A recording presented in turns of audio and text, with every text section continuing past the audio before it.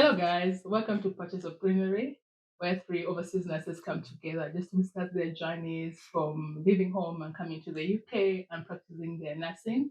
So I'll start by introducing myself and then I'll introduce my co-host. My name is Vera. I'm from Kenya. I came to the UK in the year 2020, December 2020. That's to you, Yvonne. Hi everyone, my name is Yvonne. I'm a nurse trained in Zambia and now working in the UK. So yeah, I came to the UK first time 2015, second time 2017. So yeah. Hello, everyone. My name is Ryan. I trained in Barbados as a nurse, and I'm here in the UK. I came to the UK in January 2020. Okay, good stuff. All right. So today, this is our first episode. I can't believe, guys, that we're here. Yeah, Something so I've talked about. random Yeah, conversation I know, right? turned into a YouTube channel. I know. Yeah. So yeah, let's just kickstart by what made you come to the UK, Ryan? What made you come to the UK? What made I come on? For me, like growing up, I always thought about the UK. I always felt like that's some place I wanted to be and what's not. And I've heard that it was good for nurses as well. Oh, okay. And one day I was going to work, and then I heard it come over on the radio. They were doing this thing up at the labor, the Ministry of Labor or something like that. People were coming in for UK looking for nurses to work in the UK. So I just decided to apply. But before that, my friend, she had also told me about coming to the UK because she was here probably a year or 2 years before that. And I actually was going through with that person that she put me on to, but then after hearing that people are actually in the country, Yeah. so I said, why not just go and see what happens, and yeah, that's it. And the rest is Cool. history, as they say. And we're here now. Now we're here now. Yeah. What about you, Yvonne? Let's see. Well, I during my training years, enjoyed nursing and all that. I worked in Zambia for about 4 years, 5 years, maybe 4. Yeah. So anyway, I knew in my mind that I would leave the country. Okay. Obviously, looking for greener pastures. Yeah. It's all motivated by a better life. Yes. Yeah. So I did try Canada, Mm. and that just took forever, and we weren't sure what I was doing wrong. It just wasn't working, and then. Yeah, so we decided to go to school. There was an agency that was helping recruit for universities here for a nursing top up degree, which is what I did in 2015 to 16. And that finished. I had to go back home then to finish off my nursing license process. Then I came back 2017 as a nurse. Oh, yeah. Good stuff. Good stuff. What about you? For me, I never really wanted to come abroad, to be honest. Because I remember my friends who were doing the process of going to America and all these other countries. But for me, I was just like, you know what, guys, go make your money. You'll be sending the dollars here. And all We'll be that. here. I'll be here. I'll be investing for you. I think for me, what really changed was one of my cousins here. He's also a nurse. He was just telling me about the opportunities out here. And looking at it, but now I'm like, yeah, that was right. Because there was nothing back at home. It doesn't pay much and all that, No. you know. So he told me, yeah, there's opportunity for you to grow for better life and all that. And I was like, yeah, let me try that. And at first, it wasn't to come to the UK. I was to go and study in Australia. And then I started now I think I'll just go into the process again because there's things that you need to do, like the IELTS, which is an English exam, and then English countries are supposed to do it and all that. So I started even when you're going to Australia, but I was going to school in Australia. So you also needed to do that, to do the IELTS. So I wasn't able to get the band score that was required because they needed a 7 in all the bands. So they test in that's writing, reading, speaking, And listening. and listening. Yeah, they test all that. So I had, I think, a 7.5 or all about there, except for writing, which I had 6, which I didn't qualify. And then after that, I was like, you know what, this is not for me. But then again, I tried again later. Talked to the same my cousin. Yeah, he really pushed me, to be honest. And yeah, so I tried it. I didn't get the band score again for Australia because I needed a 7 in everything. Yeah. But then I didn't get a 7 in writing. So but I had 6.5, which was the band score which UK could accepted it as for nurses. So yeah, that's how I started the process of coming to the UK. But actually, it's a friend who told me, like, Vera, with Without the score, the yeah. score you have, you Mm. can actually be successful when you apply for Okay. In to be a UK. nurse in the UK. Oh, okay, And okay. that's how it went for Mm. me. And yeah, looking back, I'm like, you know what? Yeah, I think my fear for not wanting to come abroad, I don't know about you guys, but with the people that I knew who had gone abroad, they never came back home. Mm. Like someone came after 20 years when they Mm. were old Mm. people, someone came after 10 years, and I'm like, I don't want to have that separation with my family. I want to be with there. I know Yeah. there's this technology and all that, but it's different. It's not the Yeah, same now. but So, yeah. sorry, you're saying that, but I've heard that before and I've seen it, but I think that was like back in the. Mhm. Now people are really traveling more and it's Yeah. easier to travel. Yeah. So Yeah. because for me, I've been home almost every year since Yeah. being here, you know. Yeah, yeah. But I think more so back in the Back days, in the days, which yeah, yeah, and people then just came, worked, and then went back. yeah, Return and home. then I think Yeah. the other thing was some people don't have papers, especially in Yeah, yeah, America. Like yeah, that yeah. was the people That's that I knew. one thing, So yeah. they didn't have papers, so they can't come because But yeah, that I think that was one of my fear that I didn't want to. You didn't want the Yeah, separation, yeah, that and makes sense. one of the things I said, once I go abroad or go to the UK, I'll make sure at least God help me to be going home every year, Yeah, every yeah. year. Even if I can more better, but at least a year. Yeah, so I think that was my of it. So maybe we discuss now the process. At least we've said the reasons how it came. So how was the process for you? Like, okay, I've decided I'm going now to the UK. So like how okay, I've decided I'm going to the UK. So take us to what did you do? Just take us through the process. Well, so the first time Mm. there was an agency. Mhm. Agencies make everything really easy. They Mhm. just tell you, give us this paper, give us that, pay this much, and they'll talk you through a process. Next thing you know, oh, bring your passport, time to apply for your visa, go to the center, do your biometrics, and it's done. So that was the first time I came to university here. Then while doing my uni, it was meant to end October 2016. I did my English proficiency, that's IELTS, in June or July. And thankfully, I passed the first time, and NMC wanted sevens all the way through that. But I managed with that the first time. Started NMC process. This time, I was like, I can do this myself. Yeah. And I did not use an agency. And it was a good experience, but maybe I should have, because I was doing paperwork forever and ever and ever. And before I knew it was time to go back home. But thankfully, by the time I went back home, I had my English done, I had my CBT done, and it was just waiting for the NMC to assess my paperwork and say, you're good to go for your OSCE. And that would bring me back to the UK. So yeah, I waited a few months at home. December 31st, I got my authorization to test, and that is one of the, what do you call it, a requirement for a visa. Yeah, so use that. I spoke to the company that was I was working with as a carer during my student time. So they agreed to sponsor me, and yeah, that were very helpful, gave me all the paperwork I needed, put my stuff together. I almost said the bad word. Put my stuff together. And yeah, Yvonne's back on a plane, April 2017. So I came, so let's see, April. I've got my English CBT done. Time to do the OSCE. Prep for that. I had only 2 chances to get it done or get out. Wow. So the first time, and this is me in my own brain thinking I can do this all by myself, right? And I booked my exam. It was only Northampton available at the time. I went to Northampton. I had no clue what to expect. I was just winging it. So I was like, okay, this is going to be serious. So I went, and yeah, I was shook. And I didn't pass that. And I was like, if only you go one more time. And I think after, you could only retest after 10 days. It took some time. Because obviously you had to pay for it, but I must have booked it like the following month or something. And at that point, I think my exam's on a Friday. And remember the agency that brought me as a student? She messages me and just says like, oh, how's, because we still kept in touch. Like, how's things going? So I was like, oh yeah, I've got my OSCE book. This is a Monday. Yeah. Friday is my exam. I got my OSCE booked and blah blah blah blah blah. She's like, oh yeah, so have you done any training? It's like, oh, what is there training? What training?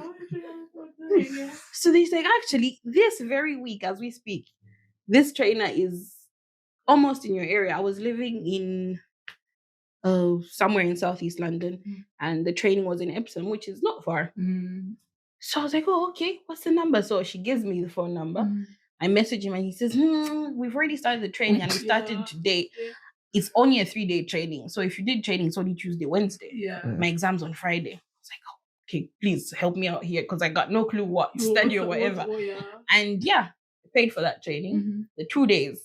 And since I'm very good at observing, I won't lie, I got there and everybody's doing things that I did not know. I was like, oh shit, I would have failed this again. Yeah. So watching, and then it's my turn. I did exactly what I saw everybody else doing. And he's like, I don't understand why you didn't pass. I was like, because I did not do what I just did.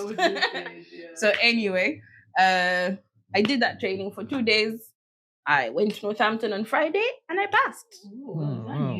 And the good thing is at the time you get your results, you pay your registration fee, you get your PIN 24 hours. I had my PIN in about 5-10 minutes of making the payment. And that's it. And I'm a nurse today. Oh, registered nurse. Yeah. Well, your process seems so complicated. It was. Yeah. It was because I did it by myself. Exactly. Yeah, but then the what was it, band 7? What was it? Oh, that's English. Oh, the English. Oh, it's English test. Yeah, because Okay, you know okay. us, we're not English speaking country. No, even though all our education, our official language is English, so we need to prove that we can speak, we can listen, we can write, and we can read. Because I know that's different from you. Yeah. Because I didn't have to do it, obviously, any of the English tests and all of that. Oh God, and trust me, people struggle with that. Yeah. And these are people who spoke in English pretty much their whole lives, learned in English, but it's just because even like English people, I've heard people saying that. Oh yeah. They'll be good in speaking because that's their first language. Yeah. But when it comes to reading, because it's not your normal thing. No. I'm telling you, that's reading. You are reading and you're like, no. Anyway, I think that would be an episode for another time. Brian, take us through. What's your story? My story. So I heard it. Like I said, I heard it on the radio. Did the interview. Got through the interview pretty quickly, and was successful. And then the agency, like you said, you had an agency, and thank God for the agency because it is a lot of paperwork. Although they were doing most of it, they kept messaging, "Have you got this? Have you got that? that? Like you could have asked me yesterday." Yeah. And the email. But the other thing is because of the time difference as well. They were missing me because a lot of time when they were messaging me, I was still asleep or something, you know. So that bit was a bit tricky to try and deal with. So was sending this email, sending that email, scanning this, scanning that, take this photo. You need to take your passport here. You need to go get your biometrics done. All of those things. And I had the CBT to do, computer-based test, I think that's CBT. Passed that. And I was happy for them because I passed that, you know. And then they were explaining what NMC was and all of that. And so the process, I think, couple of months maybe, and it was 6 months. No, it wasn't that long. It wasn't that long. No, I know it shouldn't have lasted that long just because I did it on my own. That's why. Yeah. So process pretty quickly, pretty smoothly, got through it, everything. And like you said, they were waiting on NMC to okay something. Yeah. That's it. Yeah. And once that was okay, then I think that was it really. Then the next thing is your visa. Next thing is your visa after that, and they booked the flights and everything. So I really didn't have to do much other than just giving them the paperwork. The paperwork. And then I got to the UK, did the exam. First time I failed. Although I had training.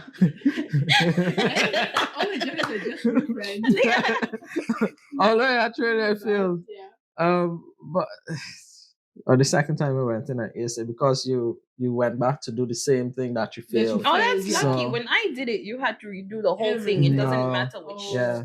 That station. was what You had to do the whole Yeah. test again. Yeah. So what I failed in, I had to go back and do. And yeah, that was it. I went to Ulster to do mine, which everyone was. I think the company was sending everyone to Ulster at that point in time because everyone was just passing when they go to Ulster. I don't know how true that was, but yeah, yeah. And so yeah, and that was my journey getting here. Really, pretty You just simple. made my journey sound very hard. Yeah, yeah. It wasn't hard at all. Yeah. Yeah, I think for me, I think mine and Ryan is almost the same in a way. Yeah, after I think I'd said my friend introduced me to Tomia, suggested the idea, try the UK, and then there was this group. It was called Kenyan Nurses. So that was a group like almost all the people who were traveling abroad were in that group from the UK. So yeah, I was added on that WhatsApp group, and then they were just talking about it. Oh, we'll introduce you to this agency and all that.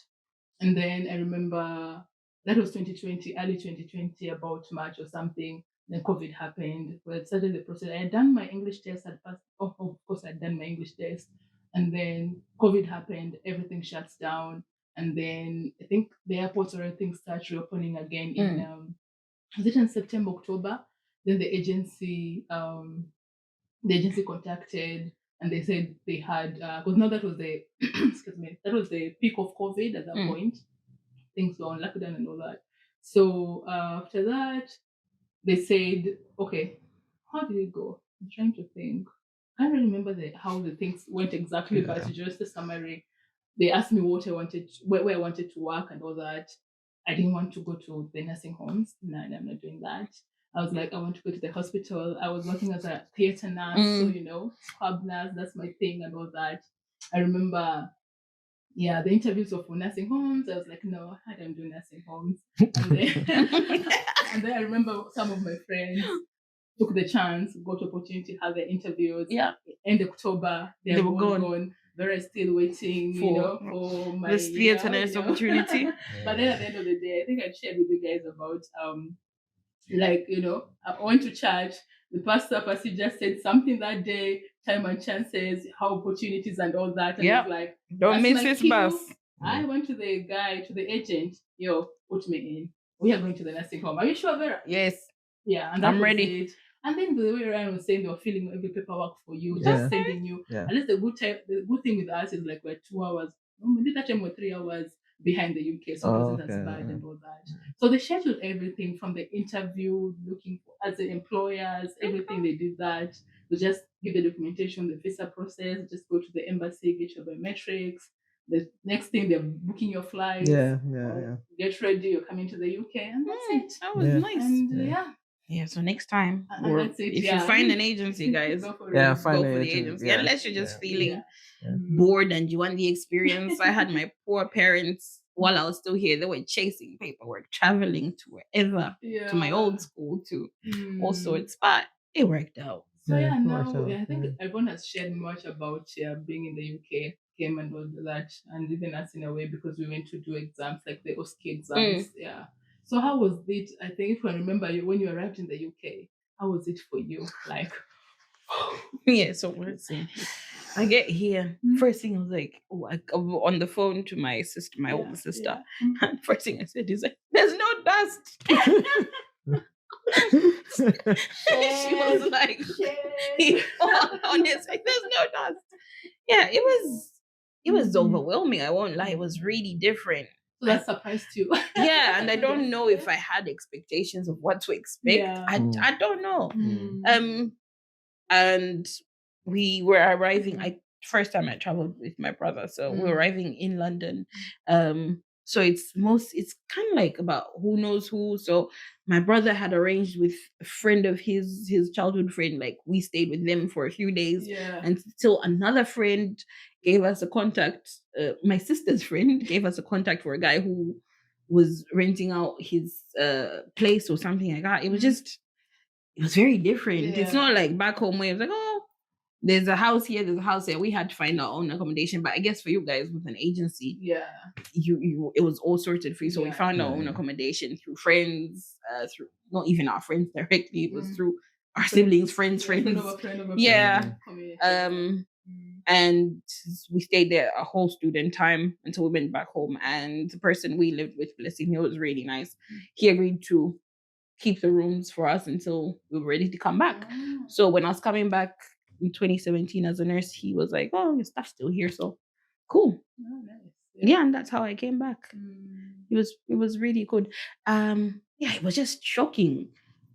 The time where that was August, so it was still daylight till like 8 o'clock. So I'm sat outside on the phone and there's daylight. It was strange, and people are out in their sleeveless tops and they're almost summer clothing. I was freezing. I had my little pink blanket, my socks on. I was like, "What is this?"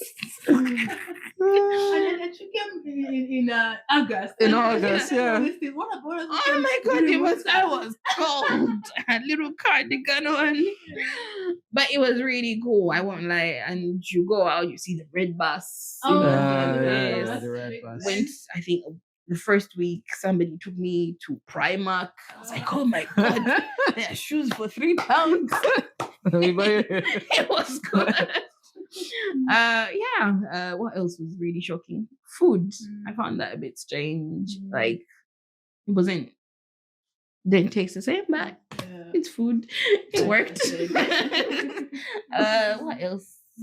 Yeah, it was just weird arriving. I had everything that you thought before you leave, and when you get here, it's just if that makes sense. I know we'll have more time when we'll speak about that. Yeah, about the shocks that we received. That is a whole long topic, and even now, how many years later, I still get shocked. Every day. A lot of things. I can't say I've completely settled, but yeah, I guess we kind of call it home now.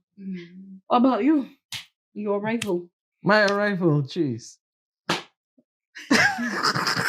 Arrived on the 16th of January. So it was very specific. Yeah. So it was winter. I remember landing and getting out. I have a story like that. Listen, I'm laughing. No, because I didn't have like a coat, like a proper coat. I just had like a sweater thingy, and so I got out. I didn't even get out of the airport yet. And I'm already feeling it. So I connected to the Wi-Fi. Taxi was there, and he's calling me, telling me, "Oh, go left, go to the left." Go left? Left where? Left? There's a wall on my. What you talking about? There's a wall. I'm looking and I'm so my confused. Left is this way.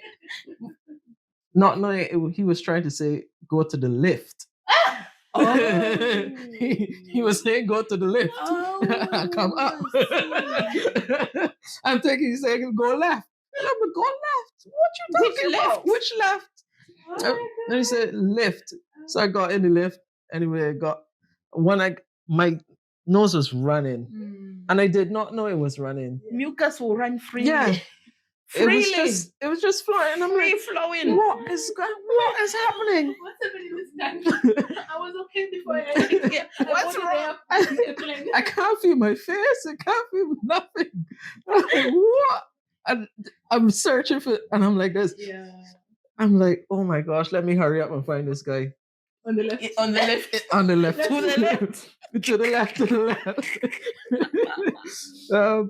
Anyway, got in the taxi. I came to the UK before that, like passed through, so I understood a bit of how it looked and stuff. Okay. But that time was like summer, so it was warm then. But got in the taxi and he was driving, and it's just bush because where I was going is Surrey. So it was like country side, really. So it was just bush that I was in. I'm like, where the hell is this man taking me? What have I got myself into? I don't know where. Car registration. Yeah. Man's description. But it was a BMW, and it was nice inside and relaxing. Yeah.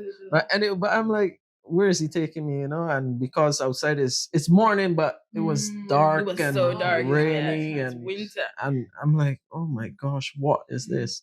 So then he took me to the home, introduced me to the staff. No, well, he left, went inside, introduced myself to admin and the manager and whoever was there. Um, yeah, and then there were some nurses from the Caribbean, Jamaica and Belize, and so they helped me settle in, which I was so grateful for, because I don't know how I would have done it without them in the beginning at all. Carrie Ann especially, she took me to get stuff, and yeah, and that's how my first day or so went. Yeah. Oh, good. Okay. For me, I think when I came, we came with three other nurses. No, Okay. three other nurses That from was Kenya. good. Because Familiar faces. We were in the same cohort when they were applying for us. So this when we landed at Heathrow, because it's a big airport, Oh, God. Because from where I Oh come yeah, from, we forgot that size. where I come from, Yeah. that one, make us look a joke anyway. So there's a lot of signage and all these things. But I think the agency had organized everything for us, who was coming to pick us, so just connected to the airport Wi-Fi. Where are you guys? Which wasn't too bad. We were able to connect, and then even he had SIM cards for us. Like the agency had told us we'll pay this £20 and all this, and then we get a SIM card and all that. So yeah, we paid that. We got the SIM cards. So we need to find out how much is this SIM later in life. And then it took us, went to, and then I came during COVID time, so it was still quarantine time. So we had to have 14 days quarantine before we tested and then go back to in the quarantine hotels or whatever they were called. Just there was a home, one of the homes of our employer. Okay. So we went there. It was a really nice, I think, 4-bedroom house. Okay. That was the UK that I thought it was really a nice home accommodation. Like, this is the UK I want. Yeah, the room I had, master and steward, tell me about it. Yeah. I was living. You were lucky. You were lucky. Yeah. I was in the attic. There, it was a nice room and all that. I think for me, because I came during winter, that was, to be precise, 16th of December 2020. And then it was snowing because I was in Oxford at that point. So yeah, it was snowing. I think that was my biggest, that was something I really loved, because I've never seen snow. So I remember going outside with my phone, excited, calling everyone, oh my God, it's snowing. So yeah, that was good. I think that's one of the things, apart from being an isolated time because of COVID. I know we'll have an episode on COVID, but it was just different. And yeah, so I think that was it. And then after 14 days of quarantine, got tested, you're negative. Okay, now you're going back to your home, the home where you will be working now. So cool. Nursing home. Yeah, I went there. The people I found there were really helpful. I think one of the people that I live to be grateful for, the admin, the manager, they just were really helpful. Even with my shifts, they made sure there was someone I was working with who would be we're coming from the same house. So the people we were house sharing with. Yeah. So yeah, I felt for me it was pretty, I really adjusted well in that. Okay. So that was a really good thing. Oh, guys, I think we've come to the end of the episode. So before we finish, what's the one advice that you can give someone any nurse who's planning to come to the UK? Oh, I'll just say you need to read, do your research, make sure you check, or before you move to an area, see what happens in that area, how people live or whatever. If you can find your church or your whatever religion you practice, if you can find people that you can relate with, read through the process. Don't wing it. Read and make sure you understand everything that you're signing for. Yeah, that's what I'd say. And if you can find, you always be open to ask questions and be ready to get responses that you're not ready to hear, but not because people just don't want you to give you bad responses, but because it's the truth that you need to be ready for. Yeah. For me, I would say I agree with everything that you said. Read, ask questions. I would say be open-minded, because it's totally different from what you're seeing on television. Yeah. What you've been told by people. So you need to just do your own research and read. Um, and like I said again, be open minded. I think for me that's the biggest thing, being open minded, because it's a different culture, different way of life. So yeah. Well, have you guys all said my points? I'm sure there's something. You can summarize it. You can summarize that. Anyway, yeah, I think I just have something that you believe in. Yeah. Because for me it's God. Like, just have a strong faith. Because the way Ryan said it, it's a different culture, it's a different place. Like, I've lived in Kenya for all my life, and now you're coming to a country and you're starting your own country. You're starting your own journey. It's a different country, starting a new life. Yeah. So have something that you strongly believe in.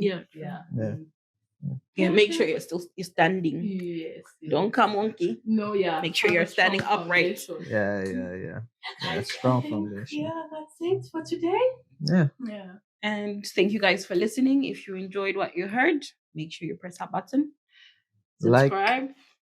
Like, share, subscribe, comment. Yeah. Tell others about this channel. Oh, that's all about sharing. Yeah, let us know what you think. If you've got stories that you feel we can share for you. Yeah. Any questions, put it in the feel free comment section and just put the answer or something so that we can respond. Yeah. And feel free to share your journeys too. I think someone will get something from your story. Yeah. So, okay, guys. All right. Thank you. All right then. Bye. Bye, guys. Bye. See you in the next episode. Ciao. We were done a long time ago. I was going to say bon voyage. Bon voyage. Where are you going? Are you off?